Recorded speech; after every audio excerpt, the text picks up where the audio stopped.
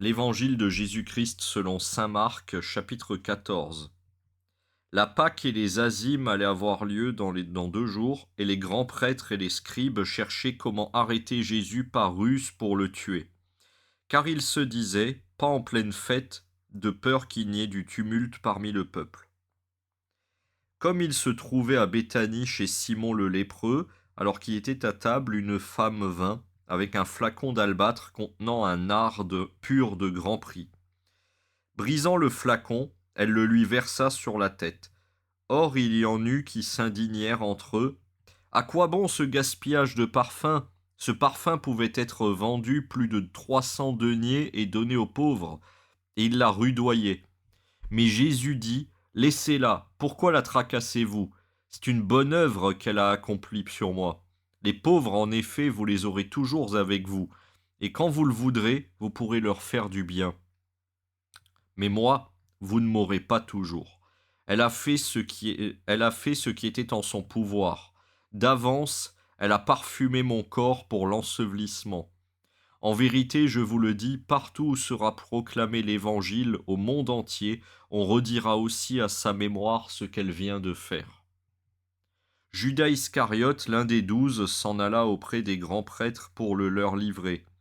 À cette nouvelle, ils se réjouirent et lui promirent de lui donner de l'argent, et ils cherchaient une occasion favorable pour le livrer.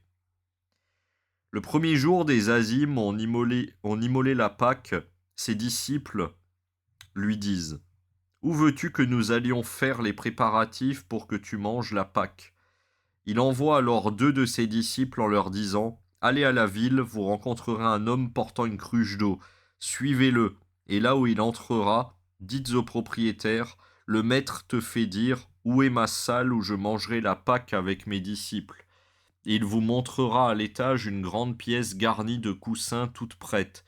Faites-y pour nous les préparatifs. Les disciples partirent et vinrent à la ville, et ils trouvèrent comme il leur avait dit. Ils préparèrent la Pâque. Le soir venu, il arrive avec les 12, et tandis qu'ils étaient à table et qu'ils mangeaient, Jésus dit: En vérité, je vous le dis, l'un de vous me livrera, un qui mange avec moi. Ils devinrent tout tristes et se mirent à lui dire l'un après l'autre: Serait-ce moi? Il leur dit: C'est l'un des 12 qui plonge avec moi la main dans le même plat. Oui, le Fils de l'homme s'en va selon qu'il est écrit de lui. Mais malheur à cet homme-là, par qui le Fils de l'homme est livré. Mieux eût valu pour cet homme-là ne jamais naître. Et tandis qu'il mangeait, il prit du pain, le bénit, le rompit et le leur donna en disant: Prenez, ceci est mon corps. Puis prenant une coupe, il rendit grâce et la leur donna, et ils en burent tous. Et il leur dit: Ceci est mon sang, le sang de l'alliance qui va être répandu pour une multitude. En vérité, je vous le dis, je ne boirai plus du produit de la vigne jusqu'au jour où je boirai le vin nouveau dans le royaume de Dieu.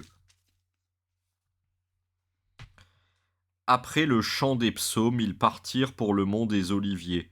Et Jésus leur dit: Vous tous vous allez succomber, car il est écrit: Je frapperai le pasteur et les brebis seront dispersées. Mais après ma résurrection, je vous précéderai en Galilée. Pierre lui dit: Même si tous succombent, du moins pas moi. Jésus lui dit: En vérité, je te le dis, toi, aujourd'hui, cette nuit même, avant que le coq chante 2 fois, tu m'auras renié 3 fois.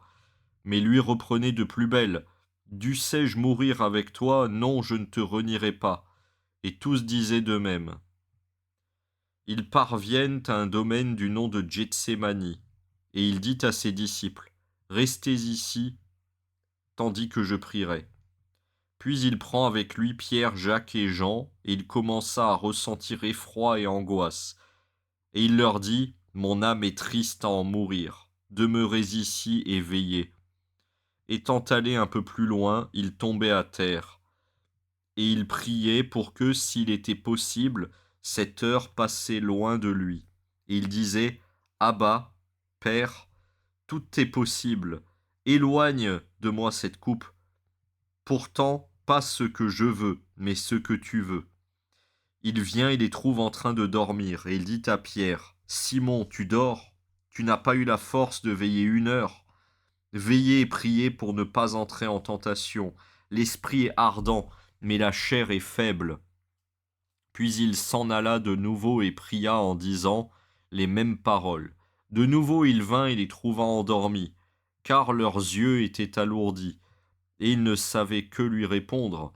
Une troisième fois il vint et leur dit, « Désormais vous pouvez dormir et vous reposer. C'en est fait, l'heure est venue. Voici que le Fils de l'homme va être livré aux mains des pécheurs. Levez-vous, allons, voici que celui qui me livre est tout proche. » Et aussitôt, comme il parlait encore, survient Judas, l'un des 12, et avec lui une bande armée de glaives et de bâtons, venant de la part des grands prêtres, des scribes et des anciens. Or le traître leur avait donné ce signe convenu. « Celui à qui je donnerai un baiser, c'est lui, arrêtez-le et emmenez-le sous bonne garde. » Et aussitôt arrivé, il s'approcha de lui en disant « Rabbi », et il lui donna un baiser. Les autres mirent la main sur lui et l'arrêtèrent. Alors l'un des assistants, dégainant son glaive, frappa le serviteur du grand prêtre et lui enleva l'oreille. S'adressant à eux, Jésus leur dit, « Suis-je un brigand, que vous vous soyez mis en campagne avec des glaives et des bâtons pour me saisir ? Chaque jour j'étais auprès de vous dans le temple, à enseigner, et vous ne m'avez pas arrêté. Mais c'est pour que les Écritures s'accomplissent. » Et, l'abandonnant, ils prirent tous la fuite. Un jeune homme le suivait, n'ayant pour tout vêtement qu'un drap, et on le saisit, mais lui, lâchant le drap, s'enfuit tout nu. Ils emmenèrent Jésus chez le grand prêtre, et tous les grands prêtres, les anciens et les scribes se rassemblent. Pierre l'avait suivi de loin jusqu'à l'intérieur du palais du grand prêtre, et s'assit avec les valets. Il se chauffait à la flambée. Or, les grands prêtres et tout le Sanhédrin cherchaient un témoignage contre Jésus pour le faire mourir, et ils n'en trouvaient pas, car plusieurs déposaient faussement contre lui, et leurs témoignages ne concordaient pas. Quelques-uns se levèrent pour témoigner contre lui ce faux témoignage. Nous l'avons entendu qui disait « Je détruirai ce sanctuaire fait de main d'homme, et en 3 jours j'en rebâtirai un autre qui ne sera pas fait de main d'homme. » Et sur cela même leur déposition n'était pas d'accord. Se levant alors au milieu, le grand prêtre interrogea Jésus. « Tu ne réponds rien ? Qu'est-ce que ces gens attestent contre toi ?» Mais lui se taisait et ne répondit rien. De nouveau le grand prêtre l'interrogeait et lui dit « Tu es le Christ, le Fils du béni ?» « Je le suis, dit Jésus, et vous verrez le Fils de l'homme siégeant à la droite de la puissance et venant avec les nuées du ciel. » Alors le grand prêtre déchira ses tuniques et dit « Qu'avons-nous encore besoin de témoins ? Vous avez entendu le blasphème. Que vous en semble ?» Tous prononcèrent qu'il était passible de mort, et quelques-uns se mirent à lui cracher au visage, à le gifler, à lui dire « Fais le prophète !» et les valets le bourrèrent de coups. Comme Pierre était en bas dans la cour, arrive une des servantes du grand prêtre. Voyant Pierre qui se chauffait, elle le dévisagea et dit « Toi aussi tu étais avec le Nazarénien Jésus. » Mais lui nia en disant « Je ne sais pas, je ne comprends pas ce que tu dis. » Puis il se retira dehors vers le vestibule, et un coq chanta. La servante, l'ayant vu, recommença à dire aux assistants « Celui-là en est. » Mais de nouveau il niait. Peu après, à leur tour, les assistants disaient à Pierre « Vraiment tu en es, et d'ailleurs tu es galiléen. » Mais il se mit à jurer avec force imprécation « Je ne connais pas cet homme dont vous parlez. » Et aussitôt, pour la seconde fois, un coq chanta, et Pierre se ressouvint de la parole que Jésus lui avait dite. « Avant que le coq chante 2 fois, tu m'auras renié 3 fois. » Et il éclata en sanglots.